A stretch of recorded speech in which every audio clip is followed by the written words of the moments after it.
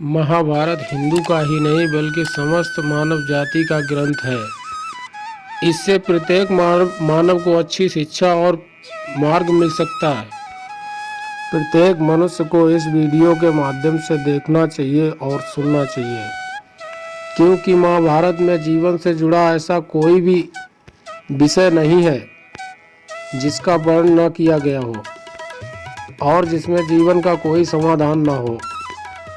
इस ग्रंथ में देश, न्याय, राजनीति, धर्म, समाज, योग, युद्ध, परिवार, ज्ञान, विज्ञान, आध्यात्म और तकनीकी आदि समस्त विषयों का ज्ञान वर्णन मिलता है।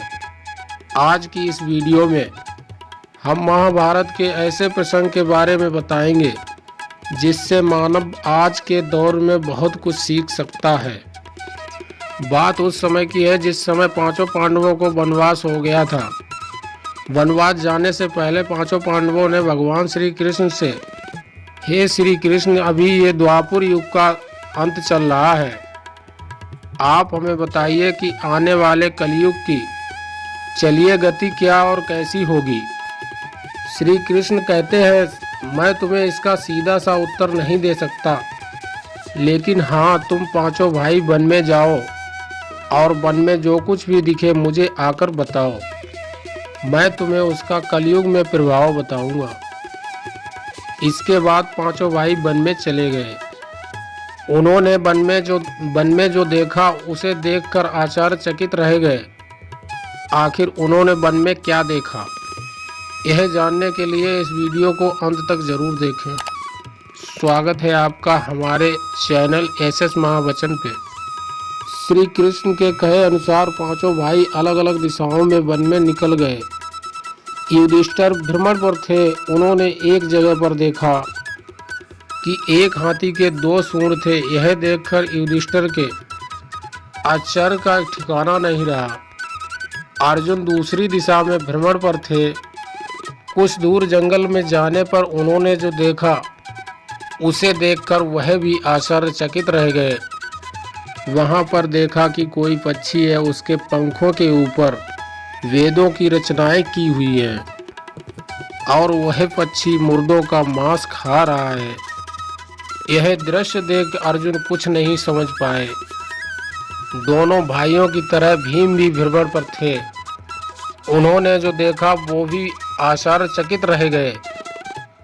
उन्होंने देखा कि एक गाय ने बछड़े को जन्म दिया, लेकिन जन्म के बाद गाय बछड़े को इतना चाट रही है कि उसका बछड़ा लहूलुहान हो गया। सहदेव भी भ्रमण पर थे तो उन्होंने चौथा आश्चर्य देखा। उन्होंने देखा कि 6-7 कुएं हैं, उसमें पानी है और बीच का कुआं खाली है। काफी गहरा होते हुए फिर भी पानी नहीं है। घोर आश्चर्य हुआ, इसे ऐसा कैसे हो सकता है। नकुल भी भ्रमण पर थे। उन्होंने एक आश्चर्यजनक घटना देख एक पहाड़ के ऊपर से एक चट्टान लुढ़कते हुए नीचे आ रही है। वे कितने ही वृक्षों को टकराकर उनको नीचे गिराते हुए वे आगे बढ़ती जाती है। विशालकाय वृक्ष भी उसे रोक ना सके। इसके अलावा यह चट्टान कितनी ही अन्य चट्टानों से टकराई, फिर भी वह उन्हें रोक नहीं सके। अंत में वह एक छोटे पौधे के स्पर्श होते ही स्थिर हो गई। इसके बाद पांचों भाई एकत्रित हुए और शाम को भगवान श्री कृष्ण को अपने अनुभव सुनाए। सबसे पहले युधिष्ठिर ने कहा, मैंने तो पहली बार 2 सूंड वाला हाथी देखा। यह मेरे लिए तो बहुत ही आश्चर्यजनक था। भगवान श्री कृष्ण कहते हैं, धर्मराज, अब तुम कलिकाल की सुनो। कलयुग में ऐसे लोगों का राज्य होगा जो दोनों तरफ से शोषण करेंगे और कहेंगे कुछ और, करेंगे कुछ और, मन में कुछ और होगा और कर्म कुछ और। ऐसे ही लोगों का कलयुग में राज होगा। तुम कलयुग आने से पहले तक राज कर लो। युधिष्ठिर के बाद अर्जुन ने कहा, मैंने जो देखा है वह तो कहीं ज़्यादा आश्चर्यजनक था। मैंने देखा कि एक पक्षी के पंखों पर वेदों की रचनाएं लिखी हुई हैं, पर वह पक्षी मुर्दे का मांस खा रहा है। श्री कृष्ण कहते हैं कलयुग में ऐसे लोग रहेंगे जो बड़े ज्ञानी कहलाएंगे, विज्ञान की चर्चा करेंगे लेकिन उनके आचरण गलत होंगे, राक्षसी होंगे और बड़े पंडित और विद्वान कहलाएंगे, किंतु यह देखते रहेंगे कि कौन सा मनुष्य कब मरे और हमारे नाम संपत्ति कर जाए। हे अर्जुन, संस्था के व्यक्ति विचार करेंगे कौन सा मनुष्य मरे और संस्था हमारे नाम पर हो जाए। हर जाति धर्म पर प्रमुख पदों पर बैठे विचार करेंगे कि कब किसका श्राद्ध हो और कौन कब किस पद से हटे। हम उस पर चढ़ जाएं चाहे कितने बड़े लोग हों, परंतु उनकी दृष्टि धन और पद के ऊपर ही रहेगी। ऐसे लोगों की ही बहुत आदत होगी। अर्जुन के बाद भीम ने अपना अनुभव सुनाया। भीम ने कहा कि गाय अपने बछड़े को इतना चाटती है कि बछड़ा लहूलुहान हो जाता है।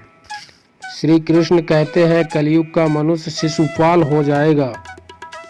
कलयुग में माँओं की बच्चों के लिए ममता इतनी बढ़ जाएगी, उन्हें अपने विकास का अवसर ही नहीं मिलेगा।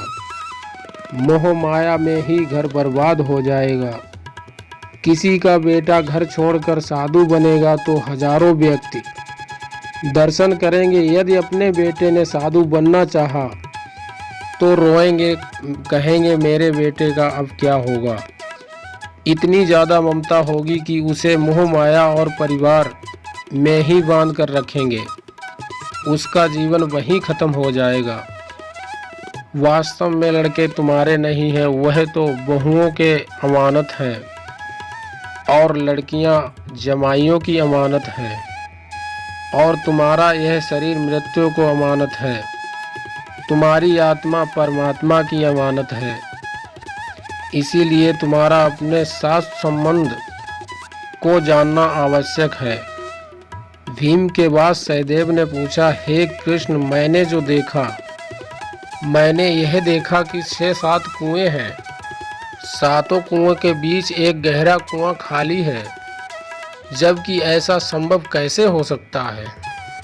भगवान श्री कृष्ण ने जवाब में कहा, कलयुग में लड़की के विवाह में, मकान के उत्सव में, छोटे बड़े उत्सवों में तो लाखों रुपए खर्च करेंगे, परंतु पड़ोस में ही कोई भूखा प्यासा मर रहा होगा तो यह नहीं देखेंगे कि उसका पेट भरा है या नहीं।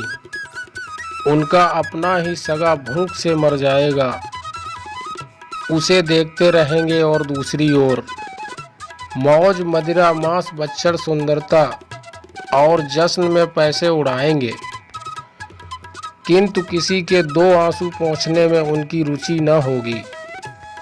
कहने का तात्पर्य यह है कि कलयुग में अन्न के भंडार होंगे लेकिन लोग भूख से मरेंगे। सामने बंगलों में ऐशो आराम चल रहे होंगे, लेकिन पास की झोपड़ी में इंसान भूख से मर जाएगा। एक ही जगह पे असमानता अपने चरण पर होगी। सहदेव के बाद नकुल ने श्री कृष्ण को बताया कि मैं भी एक आश्चर्यचकित देखा हूँ कि एक बड़ी सी चट्टान पहाड़ के ऊपर से लुढ़की, वृक्षों के ऊपर से तने और चट्टानें भी उसे न रोक पाईं, किंतु एक छोटे से पौधे के स्पर्श से ही वह बड़ी चट्टान रुक गई। समझ नहीं पाया कैसे। श्री कृष्ण ने कहा, कलयुग में मानव का मन नीचे गिरेगा, उसका जीवन पतित होगा। यह पतित जीवन धन की शिलाओं से नहीं रुकेगा, ना ही सत्ता के वृक्षों से रुकेगा, किंतु एक हरि नाम के छोटे से पौधे से, हरि कीर्तन के मनुष्य जीवन रूपी पौधे का पतन होना रुक जाएगा। इसीलिए भक्तों, हरि भजन कलयुग में मोक्ष पाने का एकमात्र उपाय है।